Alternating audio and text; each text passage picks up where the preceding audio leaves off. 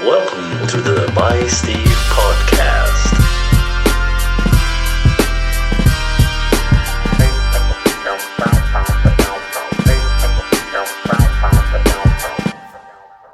What's up, man?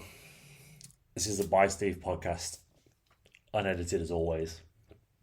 And it's also very rare that I do video to go with these, but we are where we are. It's been an interesting, intense, and tough weekend. Short story, so we can get to the point. The person who I refer to as my father is not my father. We know this if you've listened to any of the podcasts. I did one the other day about the way that my biological father had raised me or not. And having done that podcast, I was talking to my mum about it on Friday. She came over.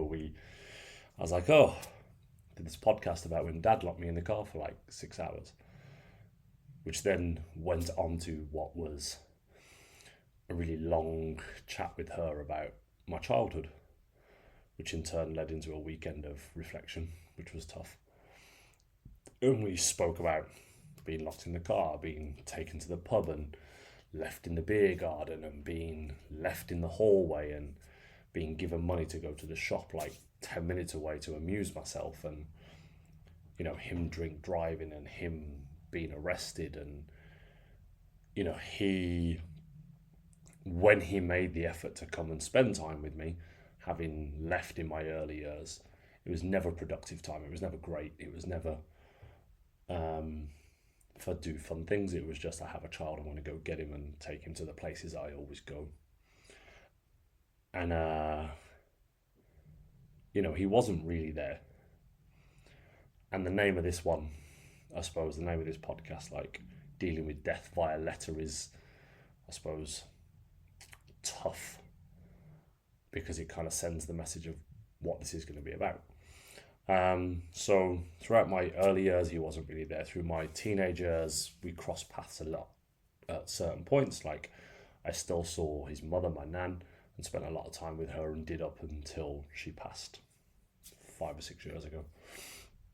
And we visited, and I visited and spent a lot of time with her when I could, when she was down in Clacton-on-Sea, all retired and in a home. And she was a good woman. She was a really good woman. But what she could not do is enable him as a man to understand that he had a child, and for him to want to be a part of that for any real length of time in my life. And that kind of came to a head in my late teens when I went to a family wedding, and he basically ignored me. I took a girl to this wedding. It was a family event. And I got there and I tried to introduce the girl to him, and he just walked off. And that was probably one of the last times that I tried to interact with him. And any other time after that, and I saw him at events, I would just not talk to him, or skirt him and just leave him alone. But that was only 1 or 2 times after that. And I think it got to like my mid to late 20s. And when I had my cancer diagnosis, he reached out via my mom or via a family member, but never really hung around. He just checked in. Is he all right? Is he going to be okay? Yes, no, cool. And then silence for 10 years, maybe a little bit longer. And before I get into this little bit, it's where I champion the NHS and any of the care services. Like, if you need help when you are low, the provisions are there. It was a Saturday morning, and I had post. Very odd. I had a handwritten letter the size of a postcard. It had been 10 years since I'd even really thought about this person. And a letter the size of a postcard came through the door. I was actually quite excited because I didn't know what it was. And I opened it, paraphrasing a little bit, but it didn't fill the back of a postcard. Dear Steve, your dad passed away. He passed away 6 months ago. He'd been in hospital for 2 years. He'd been battling sickness. this is where he is buried. His wife and her children, because they're not his, I don't think, have asked that you give them space to grieve. He died 6 months ago. He asked for us to not let you know that he was sick. And he also asked for us to wait this amount of time so the family could deal with it before we shared that information with you. Now, there's a lot of things that I take from this, because you think that you've dealt with the majority of your trauma or your baggage or your things that you work through when you're a kid, and you have the care and you have the therapy and you have the sit downs with the family members to talk through all this stuff. You know, like when your dad doesn't turn up and you lock yourself in the bathroom and you run away because you think that someone doesn't care or love you, and your other family members who are trying so hard to balance that out and reinforce that you are wanted and loved, and this one individual is not the most important person. But when you're a child, you don't see that. Obviously, you want validation from those people. You want validation from the person who's not there. And you work your whole life to get through, and you get to a good point, and then you get a letter like that through the post.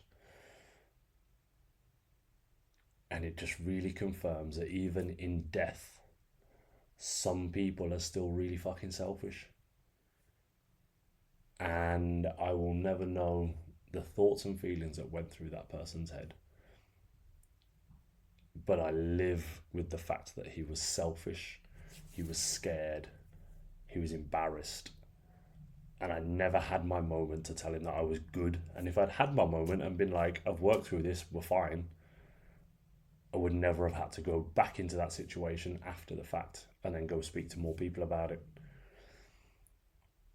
And this is why I forever champion men's mental health, checking in on your friends, making sure everyone's good, text a motherfucker, and just check in, man. Like, you don't know like what happened this morning for any of your friends and family. And that Saturday was like the weirdest day of my life.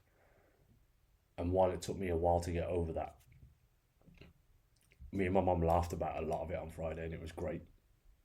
Because he wasn't a great human, he wasn't a great provider, and he did a lot of shit stuff to a lot of people. But he will go down in his death exactly as he was in his life. Selfish. Go check on your people. Text someone.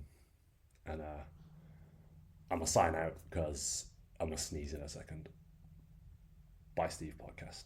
Sunday night. Welcome to the By Steve podcast.